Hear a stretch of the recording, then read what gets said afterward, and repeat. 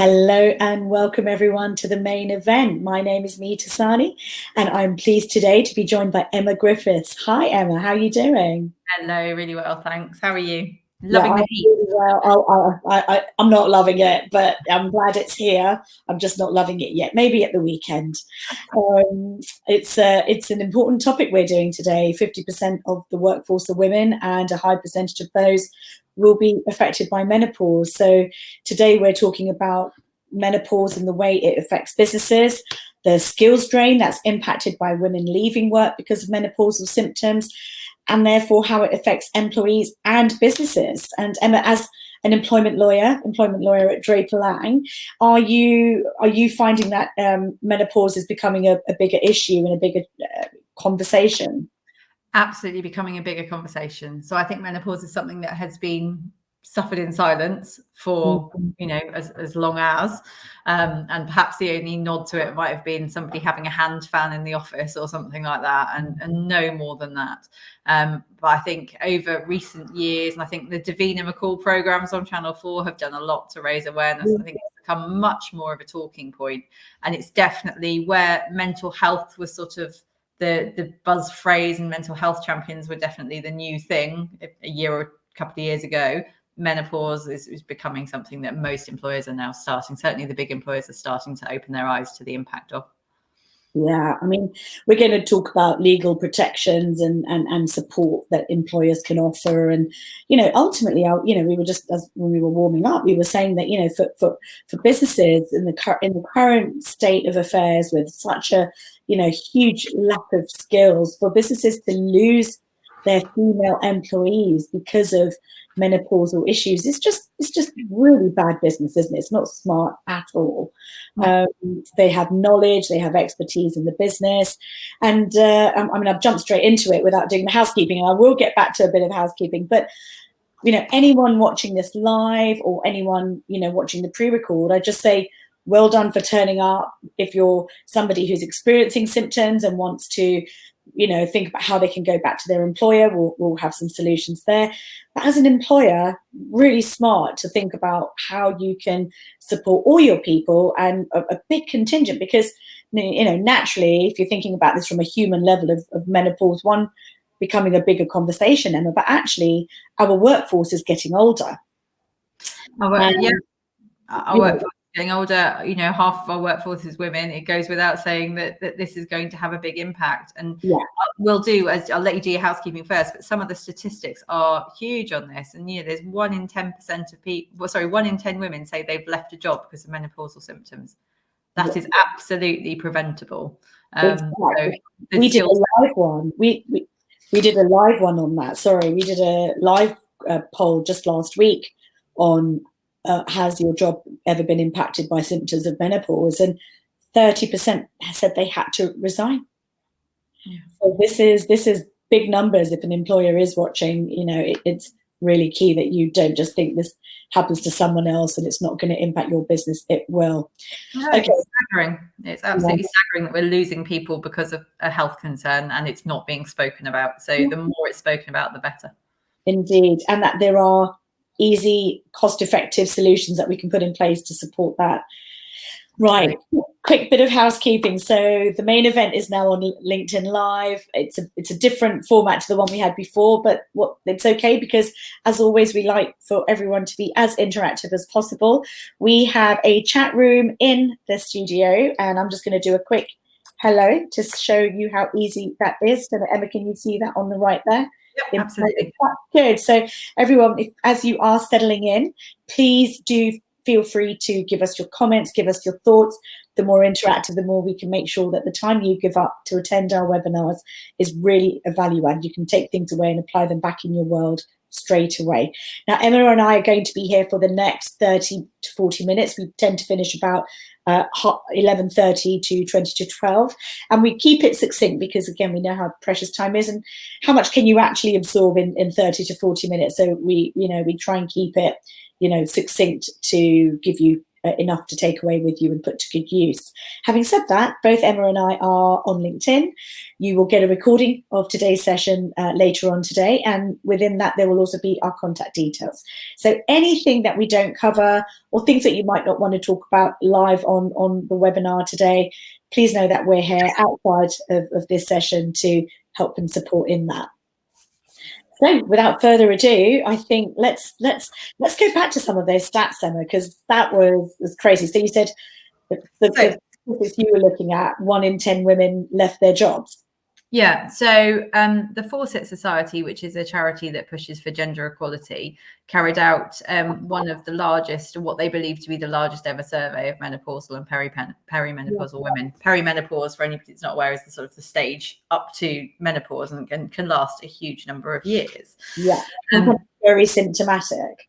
Yeah, absolutely. And the symptoms range. I mean, look, I think we probably all have an idea of some of the symptoms of menopause, but if you just run down an obvious list, you've got memory loss and brain fog, which actually most people in the survey reported as their most debilitating symptom. And you can see instantly why that would impact on work. Sleeplessness, which ties in to memory loss, brain fog. Yeah. Concentration, again, all the same. Business impact, yeah. Hot flushes, which is probably the symptom that most people are most aware of, and is probably the one that workplaces have tackled historically and can tackle the easiest. Yeah. Pardon? With a fan. Yeah, absolutely. Headaches, muscle aches and joint pains, depression, anxieties. It can have a fundamental effect on mental health, and then many more symptoms than that. And there are people that report that they felt that they were actually so severely affected by the mental health aspects of menopause that they felt they were going into early dementia until it's been established they're in menopause. So it's huge. And it's proven that doctors have been prescribing antidepressants for women who are actually in menopause and needed a different type of support. So here we are saying that employers need to gen up and become more knowledgeable so they can support. Doctors haven't, until more recently, really opened up their eyes to working on this holistically. And I think that's what we're talking about today, isn't it? Not channeling women of a certain stage in life into this, oh, it's, menopause and, we're not doing anything about it. And, we've got other people of different age that it won't affect. But actually, it's a very simple solution with big impact. And I think when you treat your employees as individuals and you give them personal solutions, the loyalty and appreciation you get back will really impact your the likelihood of them staying, recommending you as an employer, reducing attrition overall. Other people watch how you treat other people in a business. So in a world where getting great people and keeping great people is hard, this is going to be a very impactful exercise for any business. Absolutely. And anyone that's joined us on any webinar I've done will probably be bored of me saying over and over again the importance of communication and open communication. Yeah. And it is the key to everything. And to me, it is absolutely the key with this as well. I've just put in the chat just the phrase Fawcett Society report, because that's the report on menopause. And it's available. If you Google it, it will come up. It's called Menopause in the Workplace. And it will come up, and it's only 42 pages, but it's divided into two. I know it sounds bad, but most of it you don't need to read, to be honest. You get the key stuff out of it, and it's very well presented. But the reason I put it there is you touched on the medical side. Now, clearly, I'm an employment lawyer and in no way qualified to talk about the medical side of this. But it's divided into two sections, and one is the sort of primary impact of menopause at work and the effect of menopause on women at work and what employers can do and their recommendations for the government, all of which we can talk about today. The other half does go on to the GP side, and there's recommendations for the healthcare professionals. And, one of the points there being that GPs do not receive mandatory training on menopause, which is something that they're calling for change. Good. That's fairly shocking. But, I won't be on the soapbox about that because that's not what we're talking about today. But it is, if anybody is interested generally in that, and if anybody is joined because they're interested in and they're experiencing symptoms, or they feel that they, might at some, well, they will be at some stage, or as an employer or just as a supportive partner, friend, ally to women, then obviously read. It's really interesting. So jumping back to some of the statistics. Yes. So some of the statistics that the Fawcett Society found is they said that obviously 1 in 10 women who worked during their menopause left their job because of menopausal symptoms. 8 out of 10 women say that their employer hasn't put support in place. And by that, what they mean is they haven't shared information about menopause, they haven't trained staff, and they haven't put in place a menopause policy. Now, I suspect a lot of employers, if an employee were to approach them and say, I'm really struggling with XYZ, would react appropriately. So would offer support, because I think it's an instinctive thing to do. Most employers are good employers. Most people are good people. It's instinctive. Yeah. But I think unless you have a policy in place and open dialogue so that people have a culture in which they feel that they can come and talk to you and that they can raise those issues, and that menopause is not something that people should be worried about raising or fear that it will impact negatively on their career if they do raise, people don't raise it. So unless you've got that sort of policy and you talk about it and you train your staff that they can shout up for help, and you train your managers and your HR that actually if somebody is struggling, there are routes and support for them, then if you don't do that, then actually that support, won't be called upon, and therefore people will feel they're unsupported, and then you're in the cycle where people lose jobs. And we can talk a little bit later about what employers can do. Because it's not mandated yet, is it? There's no legality, and as you said, this is what the Fawcett Society is trying to do, is to bring about legal requirements, but doesn't stop employers from putting their own policies in place now. And this could be in a health policy of an organisation, health and well-being.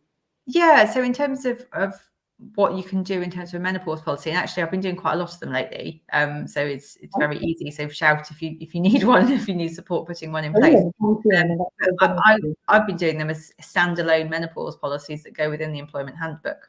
Brilliant. So it is very clear, and they don't have to cover a great deal in terms of what you can put in them. A little bit about what menopause is, the ages that people are affected, because actually I think people have a preconception. It's perhaps, I don't know, ladies over 50 or whatever preconception people may have. But actually, it can start very early. Menopause can be, 35, and I'm sure there's medical reasons why it can be even earlier than that. But it's just to raise, so you can put in the policy sort of a little bit about symptoms and just raising awareness generally, being clear about that open communication, talking about the support employees can access.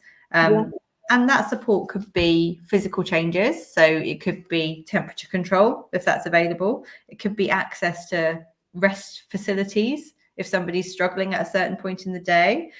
It could be, and the most common is, flexible working.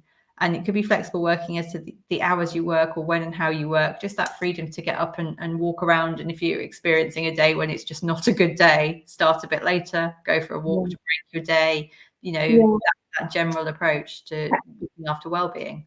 Yeah, and I think that's exactly what I was going to say, is that as an employer, if you have the right approach to open, non-judgmental conversations around an employee's well-being and health, then having a conversation that then is about menopause will not be out of your comfort zone.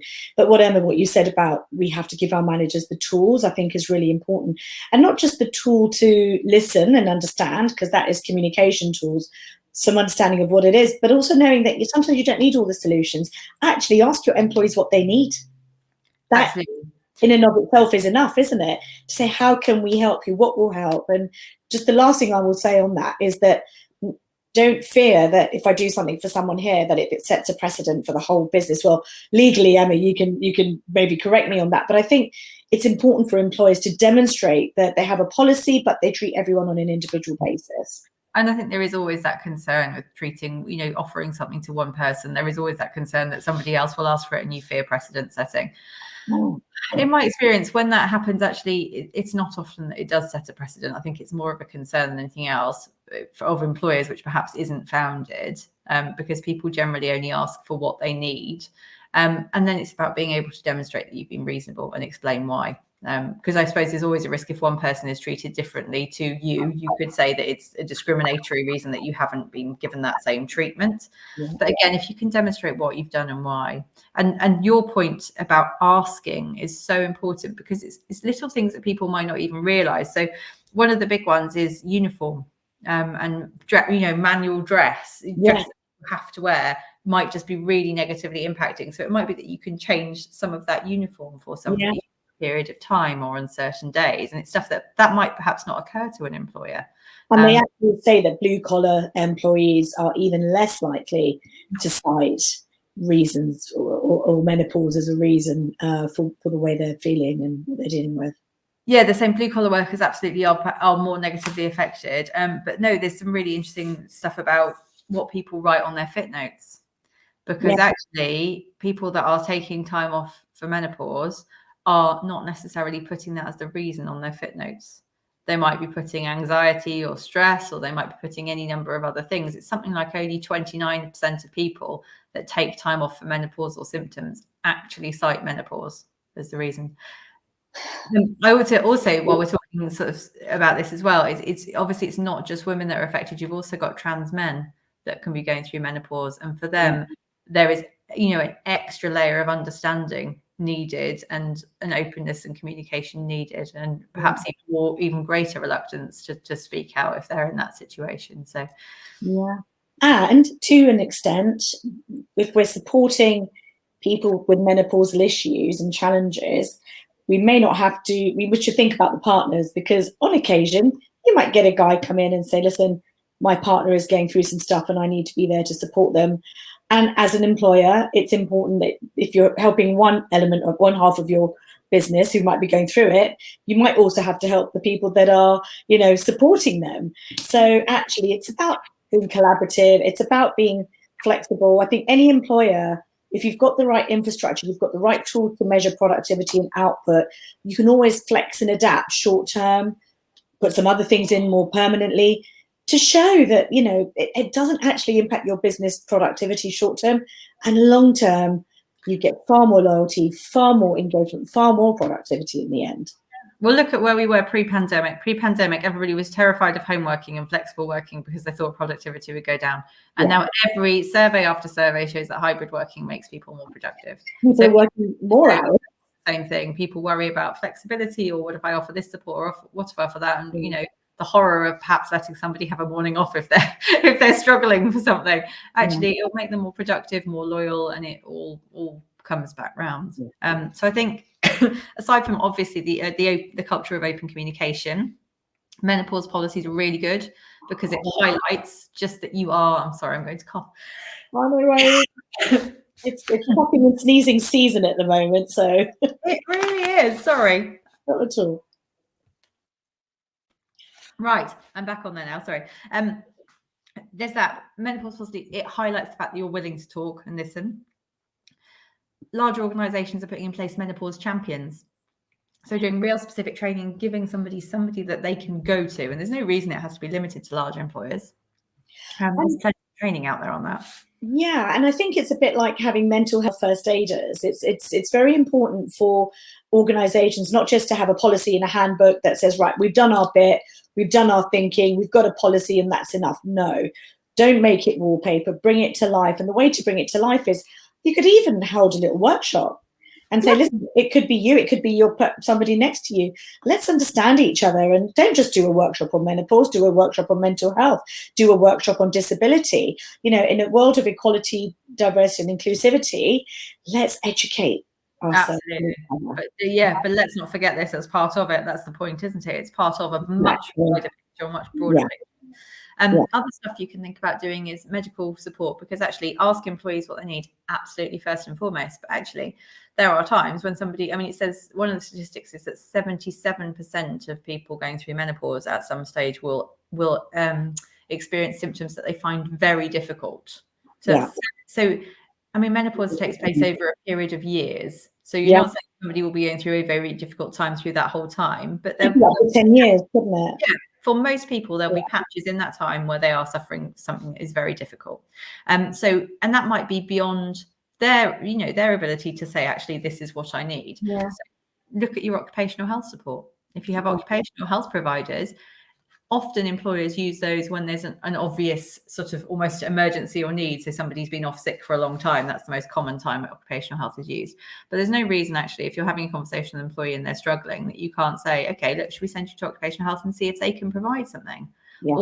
or recommend something that we can do. And similarly, do you want to talk to your GP? Do you want us to write to your GP and see if your GP can help us to put in place the support you need? It's all part of that dialogue, but it's just involving the professionals as well, where you and your employee feel it's appropriate. Yeah. And it's interesting, we talk about the small changes we can make. And we spoke about the fact that, prior to the last couple of years, a menopause conversation would have been, okay, we'll buy them a fan, or somebody would be arguing that somebody always wants the window open, I'm having to keep my sweater on. And, it's educating. It comes back to educating. If people understand what each other's going through, as you said, generally, employers are good, colleagues are supportive, but if we don't talk about it and we don't make it okay to talk about, then we are going to get internal faction for all the wrong reasons. Absolutely. And I think there's when and how you talk about it will be very different for different people as well, because some people going through menopause will be very happy to sit there and say, this is what I'm going through, folks. I don't care the window's staying open. I don't care. I need to reduce my targets on my hours because I just can't concentrate now because I'm not sleeping. And they'll be very open. And there will be other people that find anything to do with health intensely personal, intensely private, and they will not want to share. And they don't have to share with their wider colleagues. But if they are struggling, they should feel able and encouraged that they can talk to a manager in confidence, that they can talk to HR in confidence, and they will quietly get the support that they need to be able to function as best they can at work and to put them in their best place that they can be at work. So it's absolutely openness and communication, and being vocal about it if you're comfortable with it is great, but if not, it's still that openness and communication, but it's doing it in such a way that employees are comfortable and can talk. Now, I don't know about anybody else. I don't know if Meeta can hear me, but she's frozen. Can you hear me? Yeah, no, Emma, I lost you for a minute as well, but the voice continued. Can you hear and see me now? Absolutely. Good. I'm back. Hopefully there wasn't too much of a disruption to the broadcast there. I'm not in the middle of a work site, but I can literally hear a pneumatic drill that's just started outside. So for a minute I thought, God, have they drilled through some sort of fiber optic? But no, we're good. I think what was the fan and the window is now flexible working. Employers can make environmental shifts, can't they, to facilitate support. Remember, let's try things. Don't feel anything you do sets precedent. Let's try things, keep what works, let go of what doesn't. Just be very considerate of individual situations. And I was reading, and actually I like this approach for many ways, but storytelling. So rather than turning any education into a science lesson, how about saying, this is a blogs, she is of this age and she's been with the company this long, and these were the symptoms, this was the solution, this has been the outcome, what's your feedback? A blogs, you can actually bring it to life, which people find so much more interesting, a real life story of someone's journey, impact, result, outcome, and all the rest. So absolutely. And I think if somebody if somebody's in sort of in that vein of workplace examples, if you have a good, you know who your line reports are, who you're managing, if somebody's performance is tailing off or dipping, it would always be good communication to say, is everything okay? Can I help you? Is there anything we can help? Anyway. And you would. But there is, perhaps even if somebody's being a bit more snappy, if somebody's demeanor is changing, that would be a really good thing to do. And I'm not saying you hit a lady of a certain stage in life and say, is it menopause? Because that's not going to go down well. And I wouldn't recommend that you do. But creating that open environment and actually pulling someone aside and saying, look, I'm noticing a few changes. Either you're not hitting your targets, or your behavior around the office isn't quite what we would normally expect of you, and isn't it's not what we would expect, full stop. No. What's changed? How can we support you? It's giving people that space. And I think those sort of examples people might recognize. And I wonder, when I've advised clients in exiting people, I wonder if I have, inadvertently advised people that has had people hit a certain stage and performance has dipped. I wonder if in a different world, actually, it might have been to do with it. We don't know, because unless people impart knowledge to help us be informed, we don't know what we don't know as employers. So it really is a two-way street. It's an environment of giving permission, but also facilitating support. Yeah. You know, when I did this poll on LinkedIn, a third said they had to resign, but a third said that they did get support. But then a third also said they stayed on without support. So it's interesting that of the different statistics, there's work to do. And I wonder what the fear is of employers. Like, Emma, if you were to reflect, what do you think is going on in the employer's mind? I spoke a little bit about setting a precedent. Is it the lack of legal guidance? Is it because employees or employers? Employers, why this is not, in place for so many. Ignorance. I genuinely think we don't have a culture where we have talked about menopause openly. In my working life, I probably only talked about menopause in the last sort of 2 years in terms of people coming to me with queries. Yeah. The majority of the queries that people come to me with are, we ought to have a menopause policy and be doing some training for our staff because they're aware of the awareness. Yeah. I've had 1 or 2 where, an employee has cited menopausal issues at work are contributing to a poor performance, and they've asked for support in managing that process. Yeah. I don't think it's a reluctance to help. And I think it's an ignorance on the need for it. And I think also it's that people saying, well, if someone asks, of course we will. Yeah. But I genuinely don't think that's enough, because I think whilst people at the top may say, well, of course, if somebody asks, we will, and that might be genuinely their intention and genuinely what they do, that is not necessarily cascaded down the layers to somebody who is not in that position and doesn't know the management well enough to have that confidence. And I think employees fear that it may negatively impact on their career and it may hold them back. Yeah. So the best time would have been way back when, but the next best time is now. Every employer watching, everyone listening, if you're in a position of influence, and everyone is, because they can go and either effect change or ask for change. So do not go through all of this and then do nothing. Yeah, and it's not much actually, and it changes it for our generation, for the generations to come in future, and just makes it better for them. We did also say that we would cover the legal protections. And yes, that's the end, so we haven't done that. So let's do that. And this is perhaps also in answer to your question why employers haven't done too much, because there is no legal obligation upon employers to do anything. Yeah.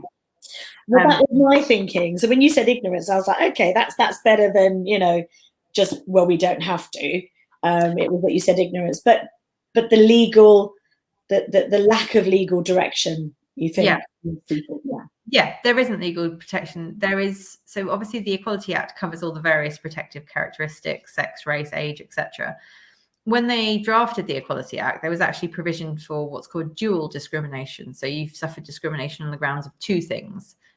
So here you could potentially put sex and age together. And if you're treated in a discriminatory manner because of menopause, you could potentially put that as dual discrimination. But they didn't actually enact that section.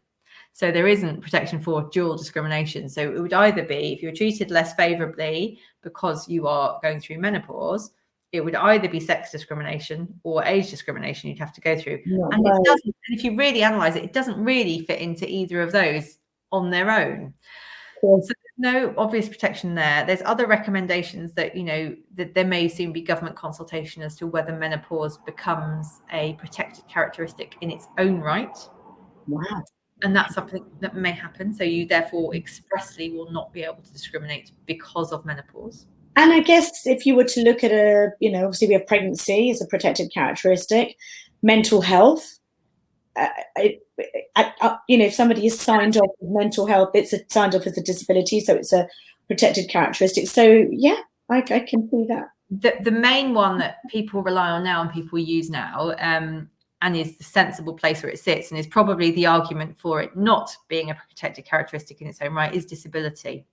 So menopause, rather like if you think of mental health, there's varying degrees between somebody that might just have the odd down day at some point and somebody that has a huge depressive serious condition. And menopause is quite similar. Some people sail through it with no issue. Other people are very severely debilitated. Yeah. So the legal test for disability is if you have a sort of physical or mental impairment that is going to last about 12 months or longer, and it has a significant impact on your ability to carry out normal day-to-day activities. Oh, this is all things. Exactly. So it depends how. So the current protection that people use is if their symptoms are sufficiently bad, then it's protection within disability. So actually, menopause is potentially protected as disability. And if you think of it that way, there are legal obligations. Yeah. Also, and the big additional one is the obligation to put in place reasonable adjustments. So actually, people are asking for adjustments. A good employer would consider and do that anyway. But actually, if the menopause is so severely impacting that person, if you chose not to put adjustments in place that were reasonable, you would actually potentially be in breach of equality legislation, and you could have disability discrimination claims brought against you. And can you just remind everyone what the potential impact and costs could be to an organisation of that? Yeah, absolutely. So if it's a failure to make reasonable adjustments and somebody remains employed, they could choose to sue you while they remain employed, and then it becomes about injury to feelings awards, which are uncapped, but they go up on a sliding scale that goes up to about £45,000. If somebody were to resign because of direct discrimination or because of treatment that's related to the menopause, and they haven't been supported and they've been discriminated against, or they've been harassed and subjected to, workplace jokes about menopause, which in previous years would have been, very much there and is still reported in the survey as something that's still happening. Then you've got loss of earnings as well, which is also plus unfair dismissal compensation. So, there are protections in place, but they don't shout and scream, we are menopause protections. So I would say if somebody is going through and is concerned about their treatment at work, and actually menopause is the reason that they're struggling, then actually do get some advice, because there could be protections within either the general reasonableness requirements of an employer-employee relationship, or potentially even disability discrimination protection. And as an employer, don't just think, oh, it's just the menopause, they'll get on with it, they'll be fine. Yeah. Step back, and that would be terrible employee relations anyway, but that's out there. Actually be aware that there is potential real legal risk associated here if you don't take appropriate action. Yeah. And those reasonable adjustments are really small and can be very cost effective. So like you said, Emma, flexible working, could be changing location where they work if in an office space, could be condensed hours. It could be less one-on-one meetings because this person, can't go into that room and do something, in a closed space. There's just, just as we said at the start, really have an open conversation. Your employees will bring the answers and solutions. Temporarily reducing targets as well is something that people will be reluctant to agree, because obviously you can see the immediate impact potentially on productivity, but then you've got to look at the long-term picture. So if an employee said, right, I'm struggling currently, I'm going through a particularly tough time, potentially I feel like, for the next month, I'd like to reduce my days from 5 to 4. Would an employer then could they reduce the salary accordingly? Would they be expected to keep the salary the same? Like, what is an employer's rights in that situation? So you're only obliged to pay for what people work. But what I would advise any employer in that situation with that approach to do is just be very clear in communicating, so that both parties understand that that's going to happen, and that the employee doesn't think that they're still going to be paid for 5 days if they're only working 4, if that's the employer's intention. Because a lot of employers are afraid because they don't think they can't afford to lower targets. They can't afford, to set a precedent on giving people 5 days pay for 4 days work. There's these great organizations that are, doing this and saying, but not everyone can. And I think also, though, my challenge first is, but recruitment's expensive. Well, exactly. People's expensive. So actually, how much, and it shouldn't be purely how much do you value this person and what you can do for them, but that is a consideration, isn't it? You've got a valuable employee, valuable resource who you have a duty of care and you should be supporting. And you need to support. The flip side of that, if you think somebody is absolutely taking the mick and they're using something that isn't, then they're using it to try and dodge poor performance, you absolutely can get into a performance management process. But with that, you bring in medical support so that you've spoken to occupational health and you've got a view evidence forward. So this is a partnership. As always, communication is key. Clarity, openness, and non-judgmental culture in an organization.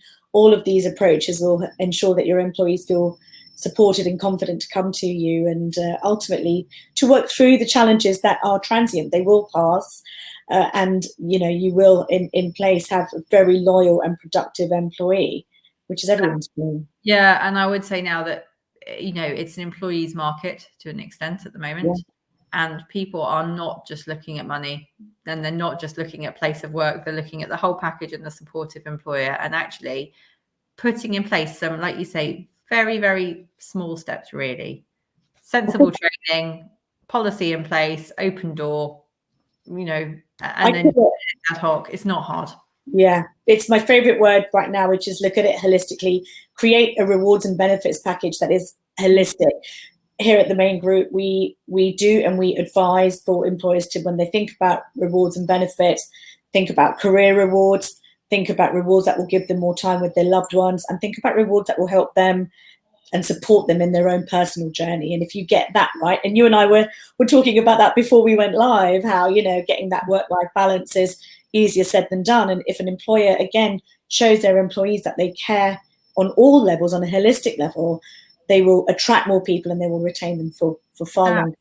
Retain all that talent, which you've invested in. You've invested personal relationships, and you've invested financially in, and 1 in 10 people are leaving because of this. That is ridiculous and unnecessary. And employers this is within their control.